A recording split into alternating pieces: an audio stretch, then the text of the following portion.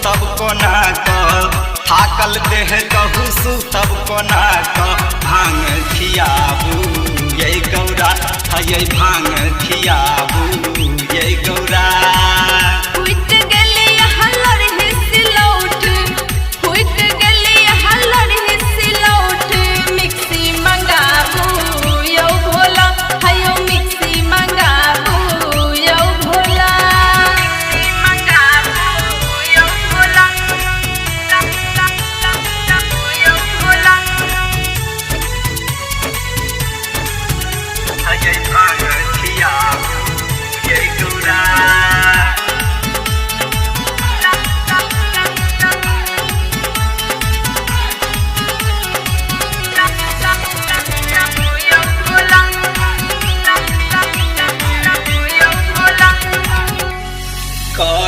लगलौं हन बहुत बहन्ना आई काल किया यही रानी जी कर लगलौं हन बहुत बहन्ना आई काल किया यही रानी जी। छोड़ दियौ तब भांग चिलम भैरे छोड़ दियौ तब भांग चिलम भैरे गांजा पियाबू ये गौरा ये भांग खियाबू ये गौरा।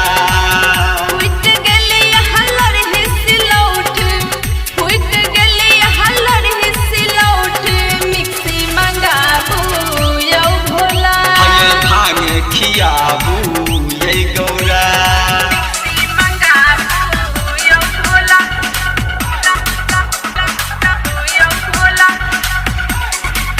भारती रिकॉर्डिंग स्टूडियो खमेठा।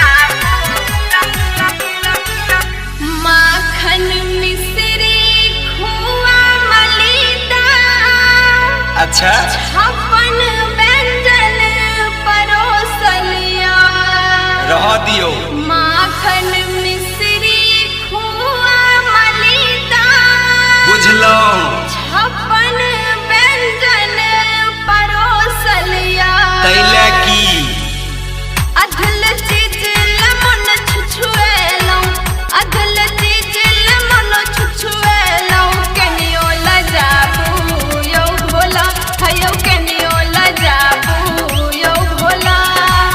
फुट गेली हलर हिसलौठ फुट गेली हलर हिसलौठ मिक्सी मंगाबू यो भोला।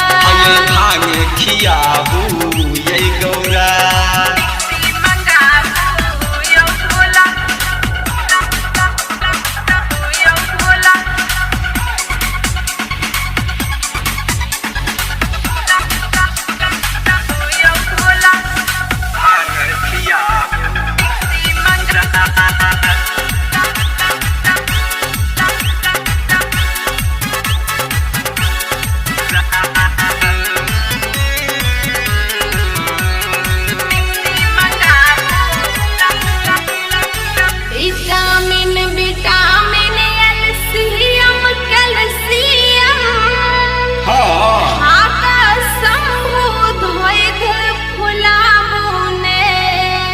दियो विटामिन विटामिन कैल्शियम कैल्शियम बुझलो बुझलो खाका संभूत होइध फुलाबुने।